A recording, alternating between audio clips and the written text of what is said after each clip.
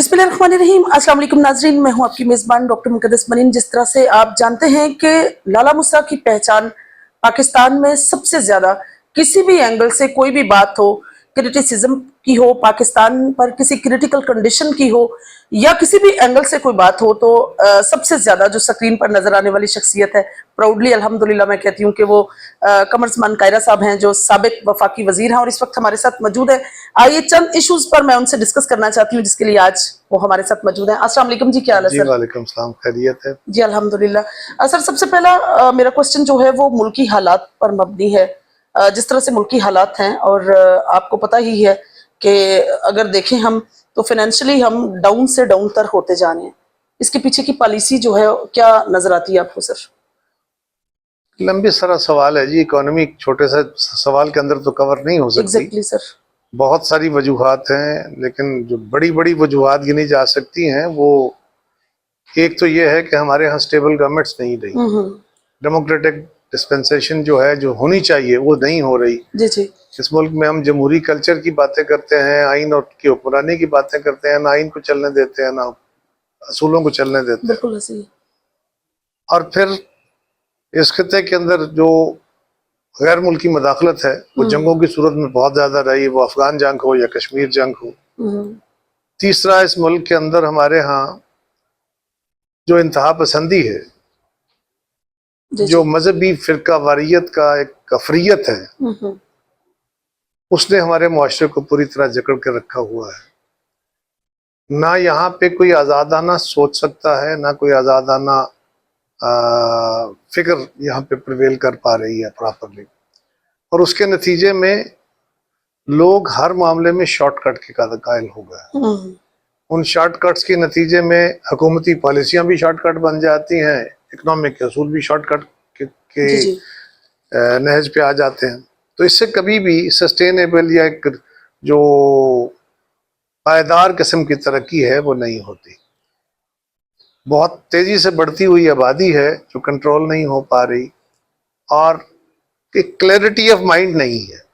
मसलन हमने आइन के तहत मुल्क को चलाना है, ये हम कहते हैं, जमहूरियत के तहत मुल्क चला रहे हैं, ये हम कहते हैं, बस कहते ही हैं, लेकिन उस तरह से जब उस पे अमल नहीं होगा और आप अपने मास्टर लॉ यानी आइन पे अमल नहीं करेंगे, कानून पे अमल नहीं होगा, कानून पे अमल नहीं होगा, ट्रेडिशन पे अमल नहीं होगा। जब आप ट्रेडिशन पे अमल भी नहीं करेंगे तो समाज से क्या तवक्को कर सकते हैं कि सोसाइटी एट लार्ज जो वो बेहतरी की तरफ चले। ये इकोनॉमी के अंदर उभार आते रहते हैं। कभी इंटरनेशनली हालात बेहतर आ गए तो हमारे थोड़े से हालात अच्छे हो गए। हमारे साथ किसी वक्त अपनी जरूरतों के तहत इंटरनेशनल कुव्वतों ने तावन करना शुरू किया तो बेहतर हालात हो गए। एक ऐसी इकोनॉमी जो कर्ज पे खड़ी है। जी जी सर, इसकी स्टेबिलिटी कैसे हो सकती है? इस पर कोई हल हो सकता है? पहला काम तो जमहूरी तसलसल ही है। जी जी। और जमहूरी तसलसल सिर्फ तसलसल नहीं चाहिए, जमहूरी तसलसल चाहिए, बिल्कुल, जिसमें जमहूरियत भी नजर आ रही हो। हमारे यहाँ जमहूरियत आस्ता आस्ता मफकूद होती जा रही है, तसलसल तो है ही। बिल्कुल से सर, जिस तरह से पंजाब में बल्दियात को नजरअंदाज किया जा रहा है, हर साल एक डेट दी जाती है, फिर उसको नेग्लेक्ट कर दिया जाता है। इतना बड़ा सूबा पूरे मुल्क में अगर देखा जाए तो फाइनेंशियली सबसे ज्यादा सपोर्ट करने वाला, जीडीपी जो इंक्रीज हो रही है ड्यू टू पंजाब हो रही है, वाह सर, व्हाट्स स्पेसिफिक रीजन? ये भी उसी सवाल से, आपके पहले सवाल से जुड़ा हुआ है। जी जी। कि जमहूरियत के 3 बेसिकली पिलर्स बनते हैं जमहूरी स्ट्रक्चर के। एक हमारी वफाकी हुकूमत है, सूबाई हुकूमत है, और लोकल गवर्नमेंट्स है।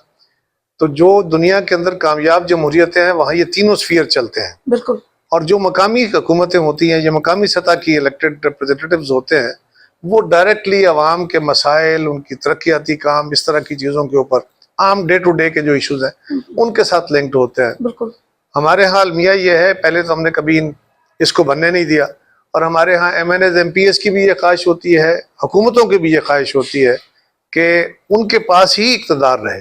हम डिसेंट्रलाइजेशन की बातें करते हैं, आइन के अंदर लिख दिया है, लेकिन खुद भी हमारी अपनी हुकूमतें भी पावर डिवॉल्व करने की कायल नहीं है। हमने 18वीं तरमीम में एक दफा ये हिम्मत की है कि पावर सूबों को दी, NFC के जरिए वसाइल सूबों को दिए, लेकिन अब चीफ मिनिस्टर्स, कोई एक नहीं सारे चीफ मिनिस्टर्स अब बादशाह बन के बैठ गए हैं।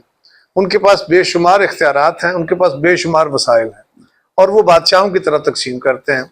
उनकी कतन ये ख्वाहिश नहीं होती کہ مقامی حکومتوں کا ایک مؤثر نظام آئے، جی جی اور مقامی حکومتوں کا مؤثر نظام لائے بغیر جمہوری عمل کو مستحکم کرنا ناممکن ہے، مشکل نہیں ہے، ناممکن ہے۔ اس لیے ہمارے ہاں تو جب بھی یہ حکومتی نظام لوکل گورنمنٹ آیا ہے، یا تو غیر جمہوری حکومتوں میں آیا ہے، اور کبھی عدالتوں کی مجبوری کے تحت آ گیا تو آ گیا۔ ابھی پچھلے دنوں پنجاب اسمبلی نے ایک ریزولوشن کیا ہے کہ جو لوکل گورنمنٹ کے الیکشن کو آئین کا حصہ بنایا جائے۔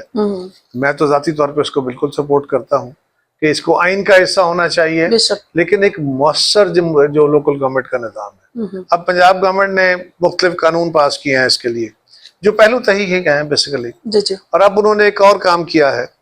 ایک تو نظام بڑا کمپلیکیٹڈ ہے جو کلیئرٹی میں نہیں آ رہا ہے، اس لیے فردر ڈیلے ہو رہا ہے، اور دوسرا یہ ہے کہ مقامی حکومتوں کی جو سطح شروع ہوتی ہے وہ ڈسٹرکٹ گورنمنٹ ہوتی ہے۔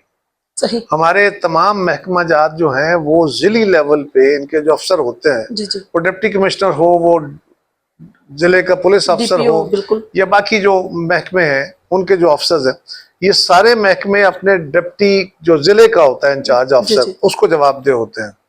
اب یہ تماشا ہو گیا کہ جو نیا سسٹم پرپوز ہو رہا ہے اس میں ضلع کے لیول پہ کوئی الیکٹڈ باڈی نہیں ہوگی جو ان ضلعی افسران کی کارکردگی کو یا ان کو اکاؤنٹیبل ٹھہرا سکے۔ ایگزیکٹلی۔ اس کا مطلب یہ ہے کہ جو ضلع کا نظام ہے وہ ڈپٹی کمشنر ہی چلائے گا، وہ وہی طریقہ کار جو آج چل رہا ہے، اور اس میں اگر الیکٹڈ باڈی نہیں ہوگی، تحصیلوں میں ہوگی تو تحصیل کے افسروں کو یا تحصیل کی کونسل کو تو اپنے ضلع کونسل کے یا ضلع کی وہ ایڈمنسٹریٹو باڈی جو کہ ڈپٹی کمشنر کے انڈر ہوگی، جس کے ممبر تمام محکمہ جات کے افسر ہوں گے، آپ نے اس کو انڈر کر دیا، تو یہ ایک انتہائی بودا نظام ہے۔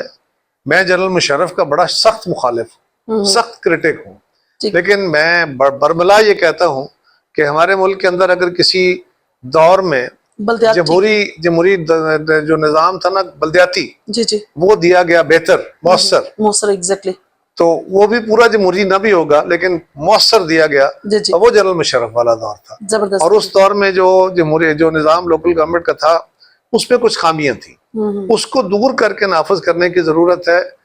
یہ یاد رکھیے، جمہوریت کا تسلسل جمہوری روح کے مطابق ہو تو فائدہ مند ہے۔ بالکل۔ اگر جمہوریت کا روح جو تسلسل ہے یا جو نظام کا تسلسل ہے وہ غیر جمہوری روح کے مطابق ہو تو پھر وہ فائدہ مند نہیں ہوگا۔ اسی طرح لوکل گورنمنٹ کا نظام، اگر آپ ایک مؤثر اور مربوط نظام دیتے ہیں تو وہ جو ہے لوکل گورنمنٹ کا نظام وہ فائدہ مند ہوگا۔ اگر اس طرح کا نظام صرف قانونی کارروائی کے لیے ہوگا تو وہ کاؤنٹر پروڈکٹیو ہوگا، وہ فائدے کی بجائے نقصان دہ ہوگا۔ صحیح سر، اگر ہم انٹرنیشنلی دیکھا جائے تو سعودی عرب اور پاکستان کا الائنس، اور اس الائنس کے نتیجے میں فلسطین کی جنگ کا رکنا، پھر دوبارہ سے لبنان پر اٹیک، فلسطین پر اٹیک، اس کو آپ کس اینگل سے دیکھتے ہیں؟ اور ایک طرف جو ہے وہ بھارت جو ہے وہ کشمیر کو ہر وقت ٹارگٹ کرنے کی کوشش میں ہوتا ہے، آپ اس پر کیا رائے دیں گے؟ دیکھیے، اس کے دو پہلو ہیں۔ ایک تو یہ ہے کہ پاکستان کی گورنمنٹ کو یا پاکستان کو اس وقت دنیا کی مین جو سین ہے اس میں ایک ذرا اہمیت کا مقام ملنا شروع ہوا ہے۔ جی جی جو ہندوستان کے ساتھ ہمارا پچھلا مارکا ہوا اس میں کامیابی کے بعد ماشاءاللہ ایک بہتری کی ویو آئی ہے، جی جی اور اس میں پاکستان کی پرنسپل پوزیشن بھی رہی ہے مختلف ایشوز کے اوپر۔ اب مسلمان ممالک نے بھی پاکستان کو اہمیت دینی شروع کی ہے۔ سعودی عرب کے ساتھ ہمارے پرانے تعلقات ہیں، لیکن انہوں نے ہمارے ساتھ جو دفاعی معاہدہ کیا اس کے بعد اور اہمیت بڑھی ہے۔ یورپ اور امریکہ بھی پاکستان کو اس وقت بڑی اہمیت سے دیکھ رہا ہے۔ وہ پاکستان کی جو اسٹریٹجک پوزیشن بھی ہے، وہ ہمارے ہاں موجود جو ہے پریشس منرلز بھی ہیں، باقی بھی چیزیں ہیں، لیکن میں ذاتی طور پہ یہ سمجھتا ہوں کہ فلسطین جنگ کے اندر، فلسطین کی صورتحال کے اندر بھی پاکستان کو ایک سٹیک ہولڈر کے طور پہ بڑے عرصے کے بعد، بھٹو صاحب کے دور میں ہم ہوا کرتے تھے، اس کے بعد کبھی نہیں، اور اب آ کے انہوں نے ہمیں دوبارہ اس قابل سمجھا ہے، یا ہماری حکومتوں نے کوشش کی ہے، فوج نے کوشش کی ہے، فوج کے سربراہ نے کی ہے، وزیر اعظم نے کی ہے، تو یہ اس کوشش سے ہم ایک بہتری کی طرف گئے ہیں۔ بنیادی بات کیا ہے؟ آپ کو وقتی طور پہ کچھ چیزیں ملی ہیں، کچھ ایک پوزیشن ملی ہے، اس کو کنسولیڈیٹ کرنے کے لیے جب تک آپ اپنے بیسک سٹرکچر کو ٹھیک نہیں کریں گے، اس کی روح کو درست نہیں کریں گے، یہ لمحاتی یا وقتی تبدیلیاں ہوں گی جو پھر دوبارہ خرابی کا باعث بننے کا سمادھان پیدا کر لیتی ہیں۔ ہمارا بنیادی کام جو ہے وہ یہ ہے، وہ چیلنجز بہت بڑے ہیں۔ جی جی ایگزیکٹلی، چیلنجز بہت ہیں۔ اس وقت ہمیں اپنے दुनिया हमारे बारे में जो कुछ कह रही है वो हमारे खिलाफ भी बहुत कुछ कह रही है। हमें वो भी देखने की जरूरत है कि दुनिया पाकिस्तान को एक इंतहा पसंद मुआशरा समझ रही है। आज भी यहाँ पे जो मुल्लायत है, जो फिरकावारियत है, उसने जितने ज्यादा पंजे गाड़े हुए हैं, जितने ज्यादा मफाद परस्ती है, हर फर्द वो कितने बड़े ओहदे पे बैठा हो, किसी कारोबार में किसी भी शोबे में हो, हर फर्द शॉर्टकट्स के साथ आगे बढ़ने की कोशिश कर रहा है। और शॉर्टकट हमेशा नुकसान का बायस होते हैं, वक्ती फायदे लॉन्ग टर्म नुकसान होते हैं। बिल्कुल सही तो फरमाया। पाकिस्तान को बुनियादी तौर पे और मुसलमान उम्मा को जनरली सारे मुसलमानों को ये देखने की जरूरत है हम कहाँ खड़े हैं। हम दुनिया में इंतहा पसंदी और जहालत की अलामत बने बैठे हैं अनफॉर्चुनेटली। बाकी कौमों के अंदर भी है, हिंदुओं भी, हिंदुस्तान के अंदर भी हिंदुआता पे बुनियाद पे जो हुकूमतें खड़ी हो गई हैं वो भी कोई बेहतर निज़ाम बिल्कुल नहीं है। हमारा इमेज बावजूद इसके कि हम दुनिया के साथ मिलकर लड़ते रहे और उस निज़ाम ने, इस सारे पैदावार ने हमारे अपने मुआशरे को खा लिया है। जब तक हम इससे नहीं लड़ते, इस मेहनत से, इसको दूर नहीं करते, हमारा जो टार्निश्ड इमेज है दुनिया के सामने वो लॉन्ग टर्म में ठीक नहीं होगा। उसको ठीक करने की जरूरत है। मुआशरे के अंदर बिगड़ी हुई आदतें हैं, तमाम इदारों की, तमाम अफराद की, मेजॉरिटी की बातें होती हैं हमेशा। जब तमाम कहा जाता है तो इट मीन्स एट लार्ज। तो मेरा जाती ख्याल ये है कि जब तक हम इसको ठीक नहीं करते, पाकिस्तान को सीधी राह पे चलाना बहुत मुश्किल काम है। ये जो आए दिन के हंगामे हैं, आए दिन के अपने अपने गोल्स हैं, एक तय करना होगा कि जो भी ग्रुप हुकूमती पॉलिसियों से सियासी तौर पे, इंतजामी तौर पे, किसी भी हवाले से जो इख्तलाफ करता है उसका हक है। इख्तलाफ की एक लिमिट है, बिल्कुल उसके अंदर रहना है।